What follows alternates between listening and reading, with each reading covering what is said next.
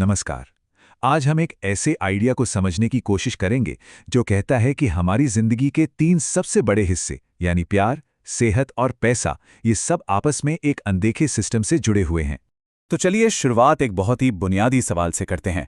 हमारी सेहत, हमारे रिश्ते और हमारी आर्थिक हालात, क्या ये सब सिर्फ किस्मत या इत्तेफाक की बात है?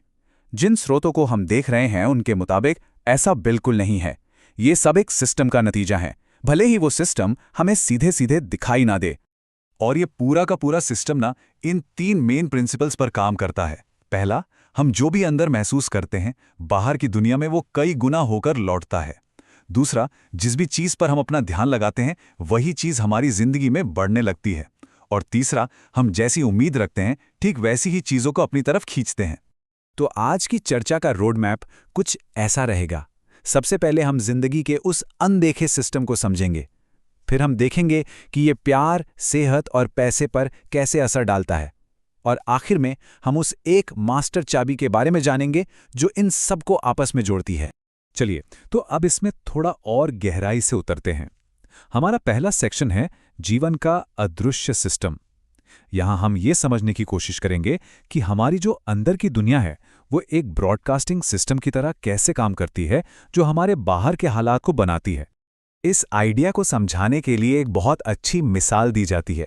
सोचिए, हमारा दिमाग एक मैग्नेट यानी चुंबक की तरह है और हमारा दिल एक सिग्नल टावर की तरह। और हमारी भावनाएं यानी हम कैसा महसूस कर रहे हैं वो फ्रीक्वेंसी है जिसे ये टावर लगातार बाहर भेज रहा है। और यही सिग्नल हमारी असलियत को बनाता है। ठीक है, तो अब आते हैं हमारे पहले पिलर पर, यानी प्यार। यहां पर जो मेन आइडिया है वो दूसरों को बदलने का नहीं है, बल्कि अपने अंदर के वाइब्रेशन को ठीक करने का है, ताकि हम वैसे ही रिश्ते अपनी ओर खींच सकें जैसे हम चाहते हैं। प्यार को पाने में सबसे बड़ा कॉन्फ्लिक्ट यहीं पर आता है। देखिए, जबान से तो हम कह सकते हैं मुझे एक वफादार पार्टनर चाहिए, लेकिन अगर हमारे अंदर दिल की गहराइयों में ये डर बैठा है कि लोग तो धोखा देते हैं, तो यूनिवर्स किसे सुनेगा?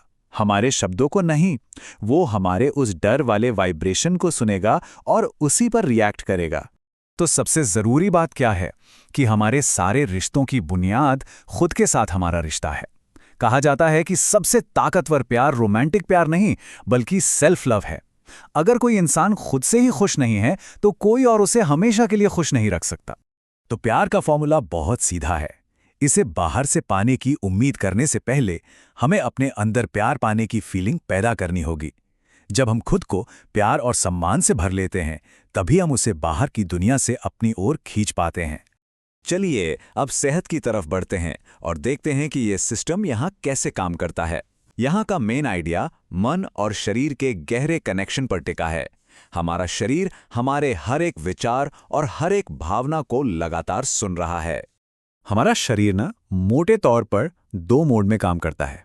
जब हम तनाव या स्ट्रेस में होते हैं तो बॉडी सर्वाइवल मोड में चली जाती है, जहां हीलिंग यानी ठीक होने की प्रक्रिया बहुत धीमी हो जाती है। लेकिन जब हम सुरक्षित और पॉजिटिव महसूस करते हैं तो बॉडी रिपेयर मोड में चली जाती है, जहां हीलिंग तेज हो जाती है। प्लेसिबो इफेक्ट इसका सबसे बड़ा उदाहरण है, जहां सिर्फ यकीन कर लेने से ही शरीर ठीक होने लगता है। जैसे जंक फूड हमारे शरीर को नुकसान पहुंचाता है ना, ठीक वैसे ही कुछ विचार हमारे मन के लिए जंक फूड का काम करते हैं। जैसे दूसरों से अपनी तुलना करना, हर बात पर खुद की बुराई करना या हमेशा सबसे बुरे के बारे में सोचते रहना, ये सब हमारे शरीर पर भी बुरा असर डालते हैं। और यहां भी सेहत के लिए भी वही नियम काम करता है। बीमारियों पर ध्यान देने के बजाय ज्यादा जरूरी है कि हम अपने अंदर एनर्जी और तंदुरुस्ती की फीलिंग पैदा करें।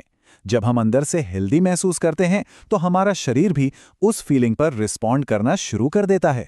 अब आते हैं पैसे के टॉपिक पर। यहां पर इसे एक ऐसी एनर्जी के तौर पर देखा गया है जिसके पीछे भागा नहीं जाता, बल्कि जिसे अपनी तरफ आने दिया जाता है।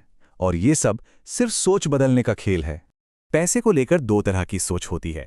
एक है कमी की मानसिकता, जिसमें ध्यान हमेशा इस बात पर रहता है कि क्या नहीं है और हम पैसे के पीछे भागते रहते हैं।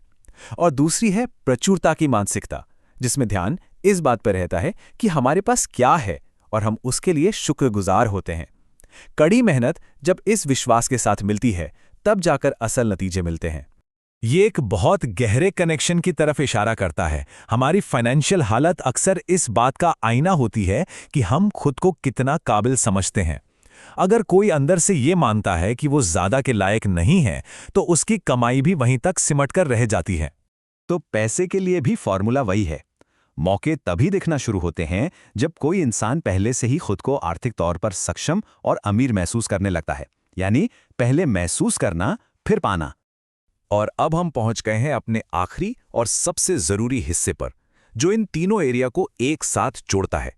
यहां हमें यह पता चलेगा कि प्यार, सेहत और पैसा ये तीन अलग अलग प्रॉब्लम नहीं है, बल्कि एक ही जड़ से निकली तीन अलग अलग शाखाएं हैं। देखिए, असल प्रॉब्लम हालात नहीं है, बल्कि हमारी अंदरूनी फ्रीक्वेंसी है। अगर कोई कमी की फीलिंग में जी रहा है, तो ये फीलिंग उसके रिश्तों में भी झलकेगी, उसकी सेहत पर भी असर डालेगी और उसके पैसे पर भी। ठीक इसी तरह अगर कोई शुक्रगुजारी की फीलिंग में है, तो उसका पॉजिटिव असर भी जिंदगी के हर हिस्से में दिखेगा। तो सबसे बड़ी बात यह है, सिर्फ बाहर के हालात बदलने से कुछ नहीं होगा अगर अंदर की एनर्जी नहीं बदली। अगर अंदर की एनर्जी वही है, तो नतीजे भी बार बार वही मिलेंगे, चाहे हम अपनी नौकरी बदल लें या अपना पार्टनर। यही इस पूरे सिस्टम का मास्टर प्रिंसिपल है। बाहर की दुनिया में कोई भी चीज हकीकत बनने से पहले उसे अंदर की इमोशनल दुनिया में बनाना पड़ता है। और ये सिर्फ सोचना नहीं है, ये अपनी पुरानी कंडीशनिंग को तोड़ना है। और आखिर में बात एक सीधी सी चॉइस पर आकर रुक जाती है। क्या हम सिर्फ हालात पर रिएक्ट करने वाले एक विक्टिम बनकर रहना चाहते हैं, या फिर हम अपनी अंदरूनी हालत को कंट्रोल करके अपनी जिंदगी बनाने वाले एक एक्टिव ट्रांसमीटर बनना चाहते हैं? तो ये चर्चा इस एक पावरफुल सवाल पर खत्म होती है। आज हम कौन सा सिग्नल भेजने का फैसला करते हैं, कमी का या प्रचुरता का, डर का या विश्वास का? क्योंकि हम जो भी सिग्नल भेजेंगे वही हमारी दुनिया बनाएगा।